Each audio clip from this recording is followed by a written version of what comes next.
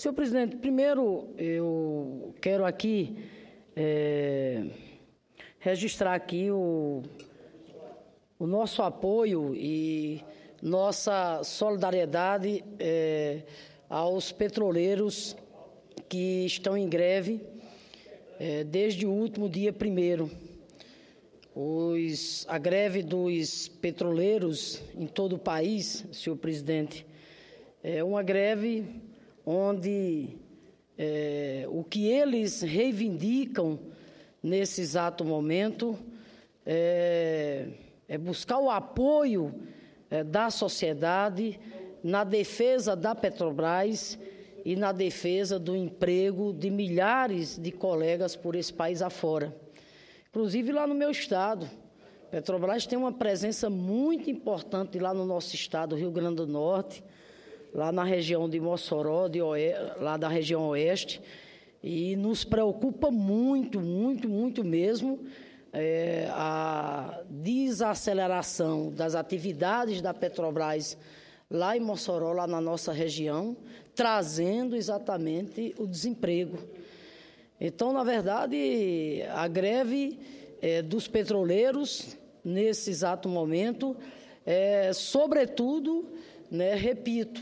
para impedir qualquer tentativa de desmonte da empresa e portanto, a garantia do emprego. Tanto é, senhor presidente, que as principais reivindicações apresentadas pela FUP, que é a entidade que representa os milhares de petroleiros pelo país afora, as principais reivindicações apresentadas pela FUP estão detalhadas na agenda que eles chamaram de Pauta pelo Brasil, onde, em suma, nessa agenda que a FUP chamou de Pauta pelo Brasil, eles cobram exatamente, os trabalhadores e trabalhadoras da Petrobras cobram a suspensão imediata do processo de privatização de setores da empresa e a manutenção da Petrobras como uma empresa indutora do desenvolvimento nacional. A FUP, a Federação Única dos Petroleiros, informa que para cada 1 bilhão que a empresa deixa de investir no país, o efeito sobre o PIB é de menos de 2,5 bilhões. Vale ressaltar que, até pouco tempo, a Petrobras era responsável por 13% do nosso PIB. Portanto, quero aqui, senhor presidente, de forma breve, até porque vamos voltar a esse assunto em outro momento, mas quero aqui, desta tribuna, expressar toda a nossa solidariedade, repito, à luta dos trabalhadores e trabalhadoras da Petrobras por todo o país, a greve em curso, ao mesmo tempo em que nós fazemos aqui um apelo à direção da empresa da Petrobras para se esforçar na negociação com esses trabalhadores que pretendem, repito, apenas garantir a manutenção de um dos nossos maiores patrimônios, que é a empresa, a Petrobras, com o papel, repito, que ela desempenha no projeto de desenvolvimento nacional e associado à defesa do emprego dos milhares de trabalhadores e trabalhadoras por esse país afora, me refiro exatamente aos petroleiros. Em síntese, fica aqui, não é só o apelo da senadora Fátima Bezerra, falar aqui, tenho certeza, em nome da senadora Regina, falar aqui em nome de toda a bancada do Partido dos Trabalhadores, De um lado, dizendo da legitimidade, da justeza, da luta da FUP, dos petroleiros em todo o país, e, por outro lado, fazendo aqui o apelo para que a direção da Petrobras sente o quanto antes, se empenhe cada vez mais, se esforce cada vez mais, atenda a pauta pelo Brasil que a FUP tem apresentado em defesa da Petrobras e do emprego, para que essa greve, senhor presidente, possa terminar o mais rápido possível. Segundo, senhor presidente, quero aqui também, como professora, como mulher, sempre atento, um mandato que sempre tem estado atento à luta, né, que diz respeito à questão dos direitos humanos. Quero aqui também registrar minha solidariedade às diversas manifestações que tomaram as ruas do país nesse feriado prolongado, né, contra a pauta conservadora, que tem sido, infelizmente, adotada no Congresso Nacional, especialmente na Câmara dos Deputados, quando, inclusive, né, da aprovação de projetos contrários aos direitos das minorias e à própria manifestação e à própria manutenção do Estado Democrático de Direito. Me refiro, senadora Regina, especialmente às manifestações lideradas pelas mulheres, né, neste fim de semana, movimentos feministas, movimentos, enfim, de mulheres em geral, que vieram às ruas nesse final de semana, portanto, protestando contra o projeto de lei 5069, de autoria do presidente da Câmara, o deputado Eduardo Cunha, que dificulta o acesso ao aborto nos casos já previstos em lei, como casos de estupros, etc., etc. Ainda ontem, na segunda-feira, dando continuidade, repito, né, a essas mobilizações, essas manifestações populares, tendo à frente exatamente as mulheres, ainda ontem um grupo de 400 jovens se reuniu aqui em frente à casa do presidente da Câmara, protestando, repito, contra o PL 5069 e outras propostas também incluídas, né, pelo presidente da Câmara, Eduardo Cunha, na pauta da Câmara, entre elas a que propõe a revogação do Estatuto do Desarmamento, a que muda as regras da demarcação das terras indígenas, a que reduz a maioridade penal para 16 anos, e a que estabelece o Dia do Orgulho Hétero, essas duas últimas, inclusive, também de autoria do deputado Eduardo Cunha. Enfim, muito nos preocupa que o Congresso Nacional adote o caminho de colocar em pauta questões que, repito, atentam contra os direitos fundamentais tão claramente resguardados pela nossa Constituição cidadã, ou que deliberadamente debochem, senadora Regina, de situações, inclusive, enfrentadas pelas minorias. Com certeza não é isso que querem, não é isso que quer a juventude brasileira. Repito, com certeza não é isso que quer a juventude brasileira. E também não deve ser isso que nós, parlamentares, legisladores, que aqui chegamos, investidos pelo poder do voto, pela representação popular, devemos defender. E quero ainda acrescentar mais, senhor presidente. É inaceitável, é revoltante que um presidente da Câmara, o deputado Eduardo Cunha, que nesse exato momento está sendo acusado de vários crimes, com inquéritos já autorizados pelo Supremo Tribunal Federal, e que responde, inclusive, também nesse exato momento, a processo por quebra de decoro no Conselho de Ética daquela casa, ele não só traga essa agenda conservadora, repito, né? Ele não só apresenta essa agenda conservadora, mas ele tem, na verdade, colocado essa pauta para análise por parte dos parlamentares, propostas essas que, na verdade, representam um retrocesso na história política desse país. As pautas conservadoras, repito, de autoria ou do próprio deputado Eduardo Cunha, ou de outros parlamentares, que ele tem, enfim, conduzido, né, para colocar no centro das decisões do Congresso Nacional, essa pauta, senadora Regina, ela atenta contra o Estado Democrático de Direito. Essa pauta atenta contra a cidadania. Essa pauta atenta contra a nossa Constituição Cidadã de 1988. Essa pauta atenta contra os direitos humanos. Por quê? porque é uma pauta que vai desde a questão de criminalização das vítimas de estupro, ao colocar empecilhos ao aborto legal, me refiro ao projeto de lei 5069, até a outras agendas que atacam os direitos sociais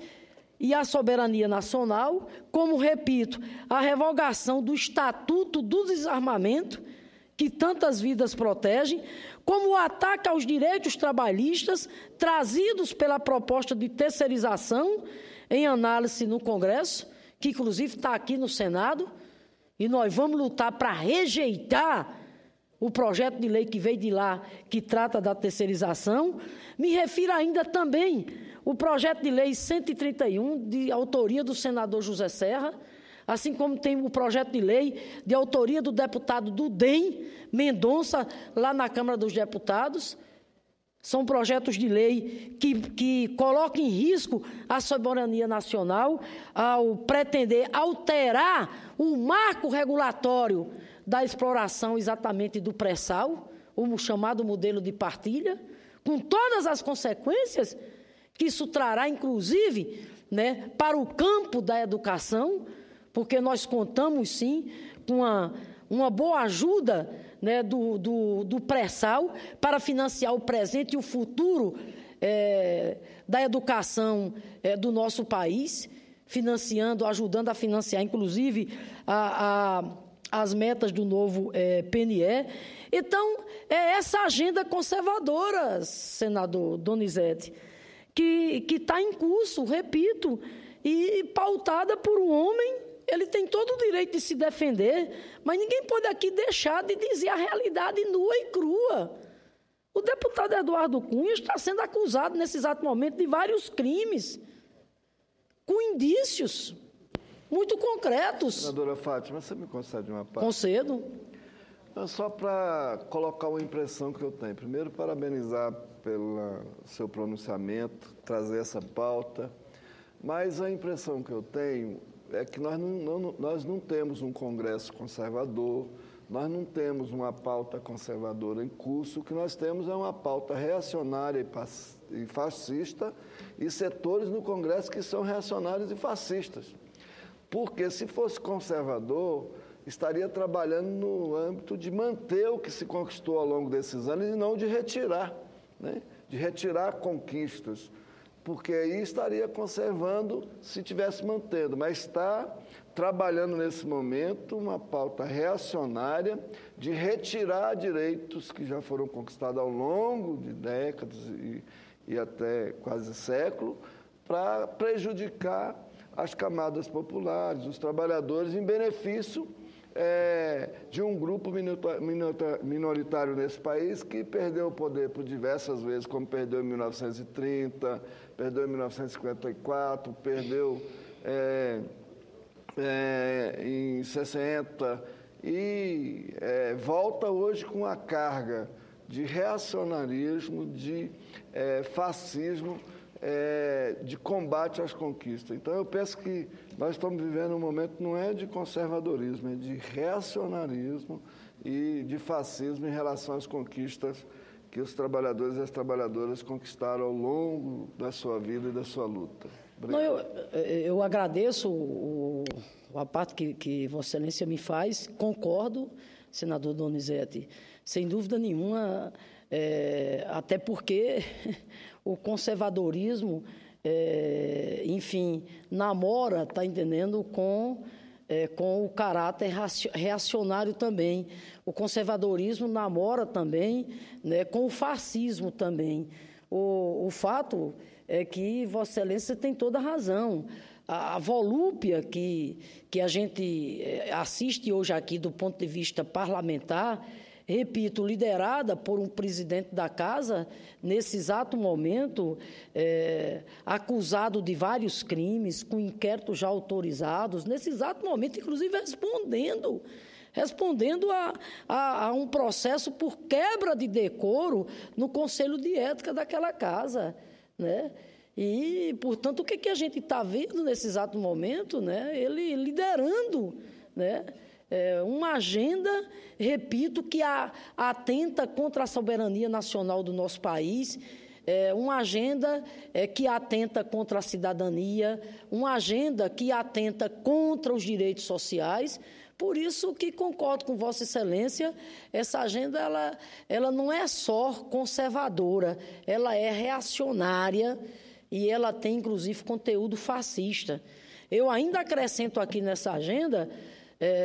uma outra iniciativa parlamentar que foi, inclusive, aprovada a semana passada, inclusive aqui pelo Senado, mas com voto contrário de vários parlamentares aqui, inclusive da bancada do nosso partido, que foi a lei do chamado terrorismo. Lamentável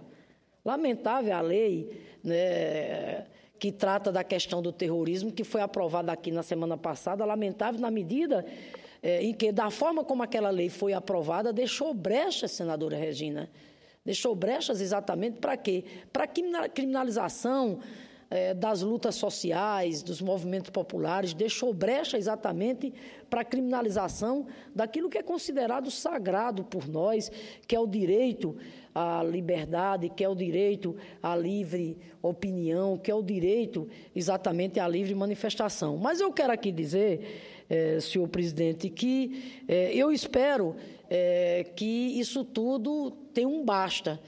Daí porque não só me solidarizar, mas dizer, né, do quanto é importante, do quanto é renovador para nós, do ponto de vista da esperança e da nossa capacidade de lutar, ver as mulheres, a juventude nas ruas deste país. Exatamente lá, dialogando com a sociedade e pressionando, portanto, o Congresso Nacional para que não se atrevam a consolidar a aprovação dessas propostas, repito, que significarão um retrocesso sem paralelo na história política e social do nosso país. Então, o que nós esperamos aqui, senador Donizete, é que nós vamos aqui fazer, junto com as mulheres, com a juventude, com as manifestações populares, o que nós temos aqui que firmar nesse momento, senadora Regina, é um movimento de resistência. A gente conclamar os parlamentares no campo democrático popular, os parlamentares aqui no campo progressista, e em sintonia, né, com as manifestações populares, em sintonia, né, com essa postura corajosa, determinada das mulheres do nosso país e dessa juventude, a gente barrar essa agenda, repito, né, que não faz bem à cidadania e que não faz bem ao nosso país de maneira nenhuma. Portanto, temos aqui, né, que estar preparado, né, para rejeitar essas agendas, né? Por fim, senhor presidente, quero aqui também, diante desse quadro, senadora Regina, mais uma vez dizer, né, o quanto é importante para nós realizar uma reforma política que garanta um sistema eleitoral moderno, que realmente contribua para aprimorar a qualidade da política brasileira e aprimorar os mecanismos de cobrança por parte da população. O que nós votamos aqui tem que estar totalmente em sintonia com os anseios da nossa população e não o que está acontecendo hoje, né? É claro, né, que isso tudo se deve exatamente a essa baixa qualidade da representação popular no nosso país hoje. Eu já disse isso aqui a semana passada e volto a dizer. O Brasil vive um momento muito difícil. Difícil porque a crise política que se instalou nesse país ela é bem maior e bem mais complexa do que a crise no plano da economia. E essa crise política se agravou, sabe por quê? Porque nós temos a pior oposição da história contemporânea, da história recente da política desse país. Uma oposição que, infelizmente, enveredou pelo caminho do quanto pior melhor, uma oposição que, infelizmente, não sabe de maneira nenhuma, não tem conseguido distinguir o seu papel enquanto oposição, e tem que ter oposição, né? E o seu papel enquanto o compromisso, né, que tem que ter com a defesa maior dos interesses exatamente do Brasil. Por isso que tudo isso, repito, né, só faz reforçar dentro de nós a necessidade imperiosa de uma reforma política nesse país que venha na direção exatamente de corrigir essas distorções, de corrigir esses vícios, e para tanto é fundamental a gente aqui não esquecer que dentro dessa reforma política nós temos que acabar com o modelo de financiamento, chamado financiamento empresarial a partidos e campanhas. Por fim, senhor presidente, quero aqui também, ainda tratando, né, desse clima conservador, reacionário, e como disse o senador Donizete, em alguns momentos, inclusive, de conteúdo fascista, né, que tem se manifestado por esse país afora, quero aqui fazer uma referência à nota que a CNBB divulgou no final da semana passada, nota essa intitulada A Realidade Sociopolítica Brasileira, Dificuldade de Oportunidades. Ao referir-se à crise política e econômica que o país enfrenta, o texto aprovado pelo Conselho Permanente da CNBB, que se reuniu em Brasília, demonstra o dissabor da instituição contra um clima belicoso que tomou conta do país, às vezes alimentado por parte da imprensa e das redes sociais, poluindo o ambiente democrático, colocando em risco direitos sociais arduamente conquistados e gerando um pessimismo contaminador. Porém, na opinião da CNBB, é equivocado de que o Brasil está em um beco sem saída. Bela nota essa da CNBB. A CNBB faz uma convocação geral para assegurar a governabilidade que implica o funcionamento adequado dos três poderes. Diz a nota, abre aspas, ao aproximar-se o período eleitoral de 2016, é responsabilidade de todos os atores políticos e sociais comprometidos com a ética, a justiça e a paz, aperfeiçoar o ambiente democrático para que as eleições não sejam contagiadas pelos discursos segregacionistas que ratificam preconceitos e colocam em xeque a ampliação da cidadania em nosso país. Fecha aspas, diz a nota da CNBB. Aliás, a nota, senadora Regina, tem tudo a ver exatamente com essa agenda, né, conservadora, com essa ofensiva dessa agenda conservadora em curso. A CNBB diz que é dever de todos, governo, políticos e sociedade organizada, nos unirmos em prol do país neste momento difícil que atravessamos. Abre aspas, a superação da crise passa pela recusa sistemática de toda e qualquer corrupção, pelo incremento do desenvolvimento sustentável e pelo diálogo que resulte no compromisso comum entre os responsáveis pela administração dos poderes do Estado e a sociedade. O Congresso Nacional e os partidos políticos têm o dever ético e moral de favorecer a busca de caminhos que recoloquem o país na normalidade. É inadmissível alimentar a crise econômica com uma crise política irresponsável e inconsequente. Fecha aspas, diz a nota da CNBB. Por fim, senhor presidente, não vou aqui me estender mais sobre esse tema, né? Nós temos ainda a senadora Regina aqui para fazer uso da palavra, mas dada a relevância, né, e a importância de uma nota com esse conteúdo, assinada, né, por uma instituição, né, da credibilidade e da respeitabilidade como a Conferência Nacional dos Bispos do Brasil, eu peço a Vossa Excelência que ela seja publicada na íntegra nos anais da nossa casa. Obrigada, senador Donizete.